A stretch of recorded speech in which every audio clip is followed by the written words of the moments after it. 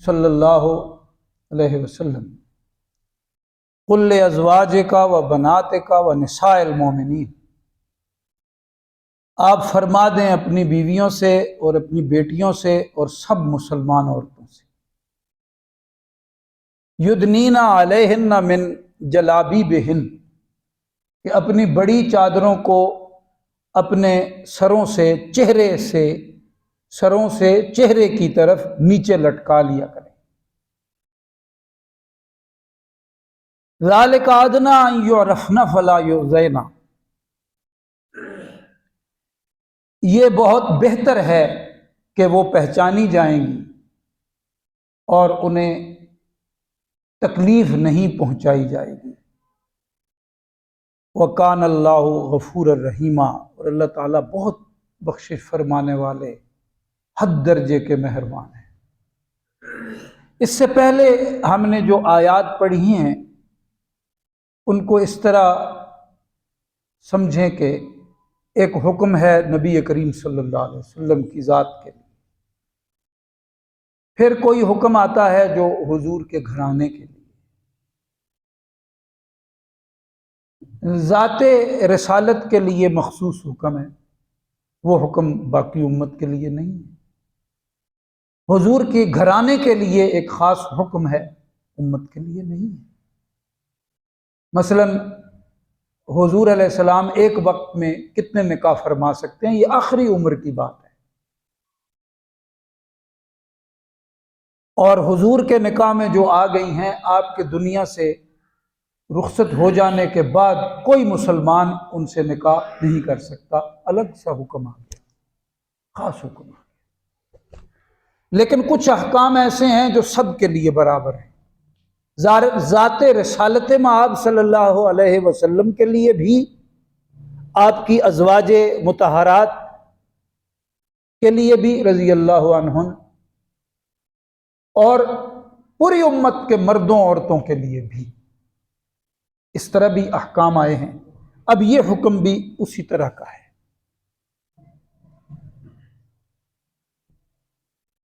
سب امت کی عورتوں کے لیے ایک ہی حکم ہے، ازواج مطہرات بھی ان میں شامل ہیں اور بنات النبی بھی، حضور علیہ السلام کی بیٹیاں بھی۔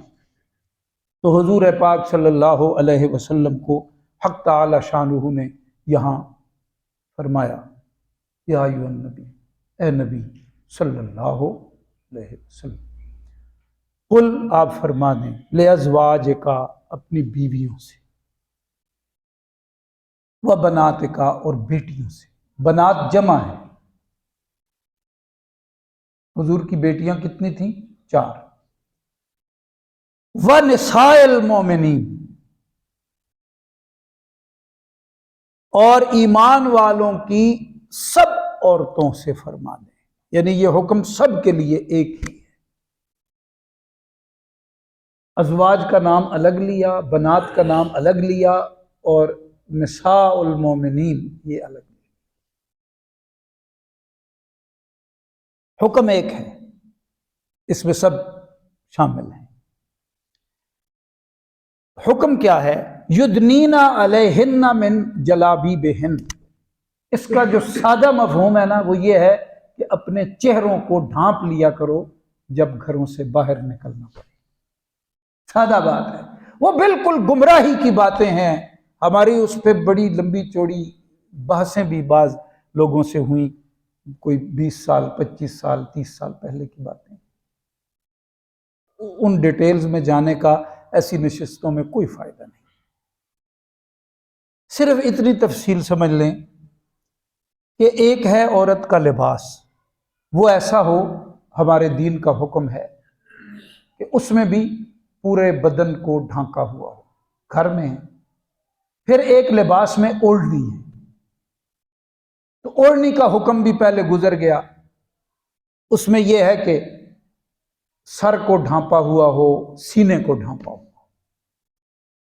بِخُمُرِہِنَّ، جو الفاظ گزرے تھے، یعنی خمر جمع ہوگی، جیسے جلابیب جمع ہے تو خمار واحد ہے، جلابیب جلباب واحد ہے، وہ ایک الگ چادر ہے، یعنی گھر کے محرموں کے سامنے بھی سر ڈھکا ہوا ہو، سینہ ڈھکا ہوا ہو۔ ساخت اللہ پاک نے ایسی بنائی ہے، یہ حکم دیا ہے۔ اب یہ گھر سے باہر نکلنے سے متعلق ہے۔ ربط یہ ہے کہ پہلے حجاب کی بات آئی ہے، پردے کی بات آئی ہے گزشتہ رکوع میں، فَاسْأَلُوهُنَّ مِنْ وَرَاءِ حجاب، یہ حکم آ گیا۔ پھر آگے بتایا کہ کن سے اس پردے کی ضرورت نہیں ہے، لا جناح علیہن فی آبائہن ولا ابنائہن ولا اخوان، یہ آیت آ گئی۔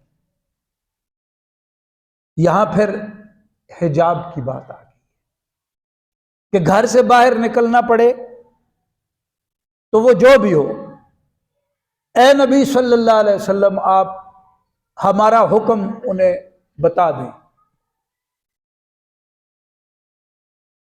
ازواج میں سے ہوں، بنات میں سے ہوں آپ کی، یا عام مسلمانوں کی عورتیں، ایمان والی عورتیں ہوں،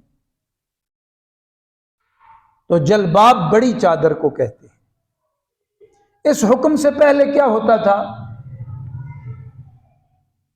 کہ وہ چادر تو لیتی تھی لیکن چہرہ کھلا ہوتا تھا۔ یہ حکم آیا ہے یدنین علیہن من جلابیبہن، کہ اب اپنے چہرے پر سے اس چادر کو بھی لٹکا دو، یعنی چہرہ چھپا لو۔ یہ حکم ہی بنیادی طور پہ چہرے کے لیے ہے۔ تو جو یہ کہا جاتا ہے کہ چہرے کا تو پردہ ہے ہی نہیں، یہ بالکل غلط بات ہے، گمراہی والی بات ہے۔ اس پر اکابرین امت نے، علماء کرام نے، ائمہ دین نے کتابیں لکھی ہیں، اور یہاں تقسیم ہند کے بعد پاکستان کے جو مفتی اعظم تھے، حضرت مولانا شیخ الاسلام مفتی محمد تقی عثمانی صاحب دامت فیوزہم العالیہ کے والد محترم، مفتی اعظم پاکستان مفتی محمد شفیع صاحب رحمۃ اللہ علیہ، انہوں نے ایک پورا اس پہ رسالہ لکھا ہے، کتاب لکھی ہے اردو زبان میں۔ چونکہ ادھر ادھر سے بے استاذ بعض مفکر تھے جنہوں نے یہ ماحول میں باتیں پھیلا دی تھیں کہ چہرے کا تو پردہ ہے ہی، یہ حکم آیا ہی چہرے کے پردے کے لیے۔ جو جلباب کا حکم ہے یہ یاد رکھیں، یہ آیا ہی چہرے کے پردے کے لیے۔ اور اگر کوئی دیکھنا چاہے تو مفتی صاحب کی تفسیر معارف القرآن کے نام سے ہے، معارف القرآن 8 جلدوں میں، تو اس مقام کو دیکھ لیں، کچھ تفصیل انہوں نے اس مقام پہ لکھی ہوئی ہے۔ یہ تو اب تفسیر نیٹ پہ بھی موجود ہے، معارف القرآن نیٹ پہ بھی موجود ہے، میں نے تو نہیں کبھی کھولی لیکن مجھے پتہ چلا کہ یہ موجود ہے۔ فلمیں، ڈرامے اور یہ تو سارے ہی دیکھتے ہیں، اس کو بھی کھول کے دیکھ لیں۔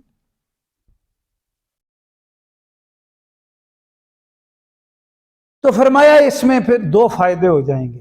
ادنا لایا، بہت قریب تر ہے، ذالک ادنا ان یعرفنا، کہ یہ عورتیں پہچانی جائیں کہ ایمان والوں کی عورتیں، گویا کہ عورت کی یہ پہچان ہو گئی، جیسے مسلمان مرد کے چہرے کی داڑھی اس کی پہچان ہے، وہ گھر سے نکلتے ہیں سر ڈھانپا ہوتا ہے، یہ پہچان ہے، اس طرح یہ مسلمان عورت کی، ایمان والی عورت کی پہچان ہے ان یعرفنا۔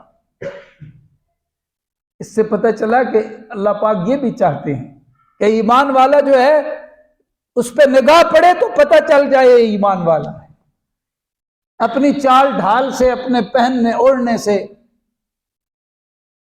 اپنے لباس سے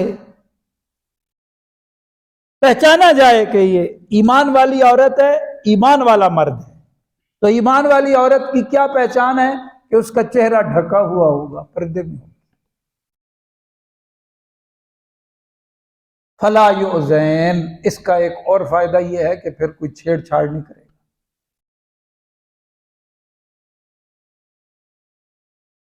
اب اس قسم کا تو نہ ہو نا کہ پورا بدن کے اوپر ایسا لپٹا ہوا ہے کہ اعضائے نسوانی اور کھل کے ظاہر ہو رہے ہیں، تو وہ تو پھر چھیڑ چھاڑ ہوگی۔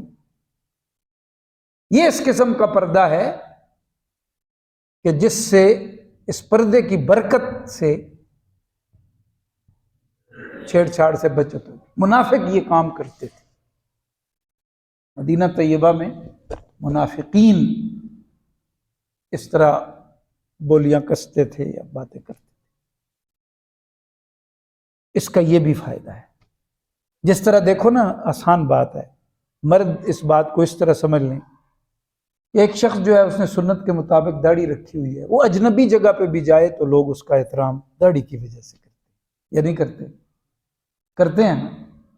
اس طرح یہ جو پہچان ہے یہ خواتین کی ہے کہ اس طرح باپردہ خاتون جب کہیں سے گزرے گی تو اس پردے کی برکت سے ایک روب ہوتا ہے کہ یہ کوئی ایمان والی خاتون جا رہی۔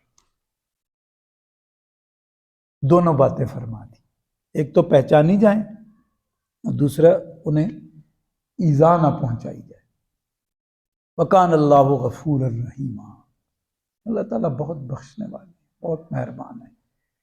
شاید اس لیے لایا گیا ہے کہ جن کو بات سمجھ میں نہیں آئی ہوئی اور اب وہ توبہ کر لیں، اللہ پاک پچھلی بات کو معاف کر دیں، اس لیے کہ وہ ہے ہی بڑے مہربان ہیں۔ لَئِن لَّمْ يَنْتَهِ الْمُنَافِقُونَ وَالَّذِينَ فِي قُلُوبِهِم مَّرَضٌ،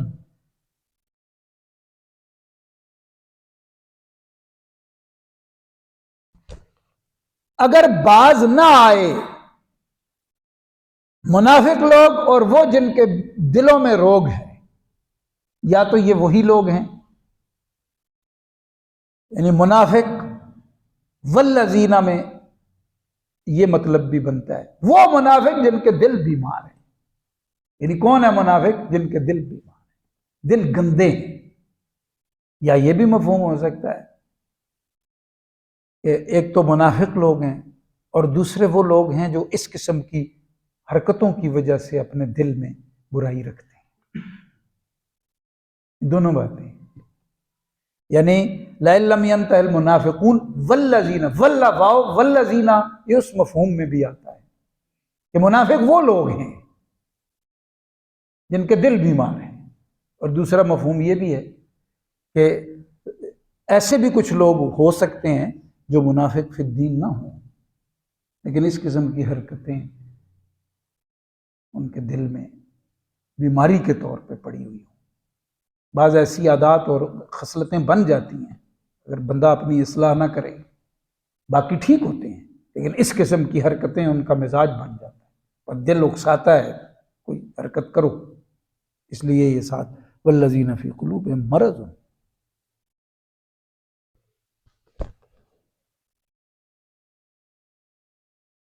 والمرجفون فی المدینہ، مرجفون کا کیا ترجمہ کیا ہے؟ یعنی یہ بھی اب ایک طبقہ ہے منافقین کا، جس کا سردار ہے کون؟ عبداللہ بن، میں نے پہلے بھی یہ بات عرض کی ہے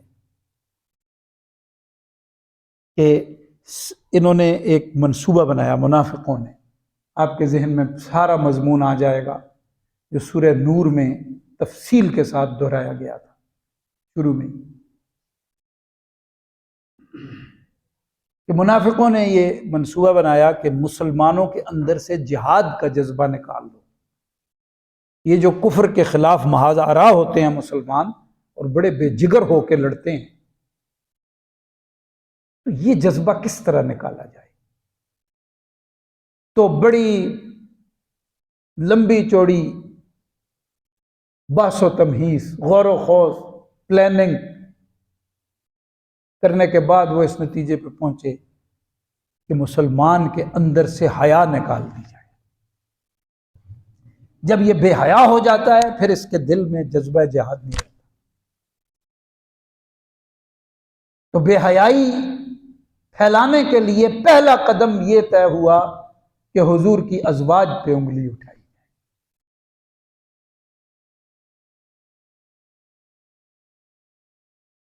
تو افواہیں پھیلانے مدینے میں، تو یہ مدینہ شریف یا اس کے، اب دیکھیں آگے آ رہا ہے نا، لا ثم لا یجاورونک، جو آس پاس بھی رہتے ہیں، تو یہ باز نہ آئے منافق، وہ لوگ جن کے دلوں میں مرض ہے اور وہ جو افواہیں پھیلاتے ہیں۔ اب ترتیب سے دیکھیں، منافق وہ ہیں جن کے دل بیمار ہیں، ان کی کرتوت یہ ہے کہ جھوٹی باتیں پھیلاتے۔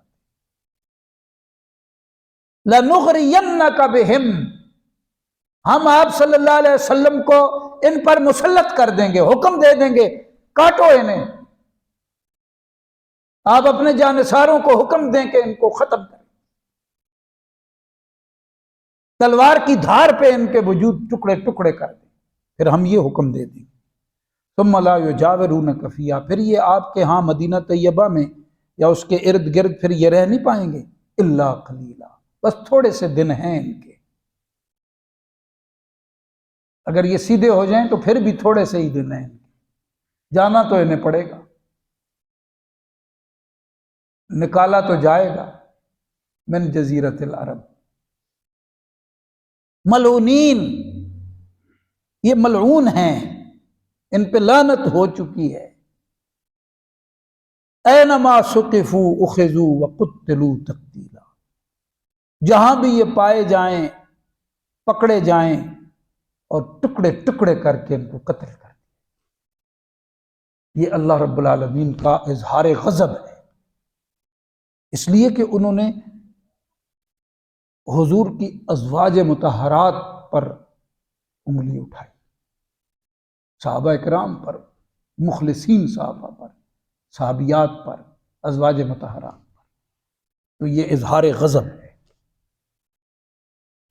مفسرین حضرات اور محدثین کرام فرماتے ہیں نبی علیہ السلام نے ایسا کوئی حکم کہیں دیا نہیں ہے، یا ایسا کوئی صحابہ کو حکم نہیں دیا یا کام کرایا ہو جہاں منافق نظر آئے، آپ پھر بھی پردہ پوشی فرماتے ہیں۔ لیکن یہ جو اللہ پاک نے فرمایا، اس کا مفہوم وہ یوں بیان کرتے ہیں کہ یہ اس قابل ہیں کہ جہاں بھی ہو ان کو پکڑ لیا جائے، جکڑ لیا جائے، پھر ان کو قتل کیا جائے، تقتیلا، ٹکڑے ٹکڑے۔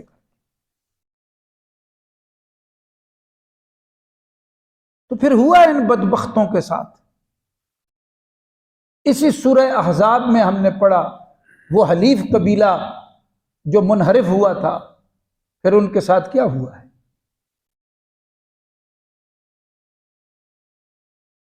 انہوں نے کہا حضرت معاذ فیصلہ کریں ہمارے یہاں، انہوں نے پھر وہ فیصلہ دیا جو ان کی شریعت نے کہا تھا۔ تو یہاں بھی فرمایا اللہ پاک نے، سنت اللہ فی الذین خلو من قبل، یہ اللہ پاک کی سنت ہے، طریقہ ہے، ان لوگوں میں بھی رہا ہے جو پہلے گزر چکے، وَلَن تَجِدَ لِسُنَّتِ اللَّهِ تَبْدِيلًا، اور آپ اللہ رب العالمین کے طریقے کو تبدیل نہیں پائیں گے، یہ دائمی طریقہ ہے اللہ پاک کا۔ کون سا؟ ملعونین اینما ثقفوا اخذوا وقتلوا تقتیلا، یعنی منافقوں کے بارے میں سخت بات اللہ پاک نے دنیا میں ارشاد، اور ہم کئی مرتبہ یہ دہرا چکے ہیں کہ آخرت کے عذاب کے حوالے سے بھی سنگین ترین عذاب کا ذکر حق تعالی شانہ نے فرمایا ہے، ان المنافقین فی الدرک الاسفل من النار، سخت بات۔ تو یہاں بھی دنیا میں بھی ملعونین اینما ثقفوا اخذوا وقتلوا تقتیلا، اور ساتھ یہ بھی بتا دیا کہ نئی بات نہیں ہے، سنت اللہ فی الذین خلو من قبل ولن تجد لسنت اللہ تبدیلا۔ تو سب سے برا پھر کون ہوا اللہ پاک کی نگاہ میں؟ جو منافق ہے۔ اور اس دور میں منافق نے کیا کیا تھا؟ حضور کی ازواج پہ تہمت لگائی، بہتان باندھا، صحابہ اکرام کو اذیت دی، صحابیات کو اذیت دی۔ یہ پردے کے حکم کے ساتھ اللہ پاک یہ بات فرما رہے ہیں کہ یہ منافق اگر ابھی بھی ایذا دینے سے باز نہیں آئیں گے تو پھر ان کے ساتھ یہ معاملہ کر، لَنُغْرِيَنَّكَ بِهِمْ، آپ صلی اللہ علیہ وسلم کو ہم ان پہ مسلط کر دیں گے، یعنی ایسا حکم دے دیں گے کہ آپ ان کے ساتھ یہ کام کریں۔ سخت بات ارشاد فرمائی۔ اس سے یہ سمجھ لینا چاہیے کہ حضور کی ازواج، حضور کی صحابیات، حضور کے صحابہ اکرام یہ اللہ پاک کے ہاں کتنے پیارے ہیں۔ جو پیارے کا پیارا ہوتا ہے نا وہ بھی بہت پیارا ہوتا ہے، یہ ایک فطری سی بات ہے۔ جو ہمیں بہت پیارا ہے نا تو جو اس کو پیارا ہوگا وہ بھی ہمیں پیارا ہوگا۔ تو حضور علیہ السلام اللہ پاک کو بہت پیارے ہیں، اور صحابہ اکرام سے حضور علیہ السلام کو محبت ہے۔ ایمان والے جتنے لوگ تھے اور ازواج مطہرات سے حضور کو محبت ہے، اپنی بیٹیوں سے حضور کو محبت ہے۔ تو اب جو ان پہ انگلی اٹھائے گا یا ان کے بارے میں غلیظ زبان استعمال کرے گا یا ان کی شان میں کوئی گستاخی کرے گا وہ ملعون ہے۔ یہ بات ہمیں سمجھنی چاہیے۔ تو قرآن شریف کے الفاظ بتا رہے ہیں۔ درود شریف پڑھ۔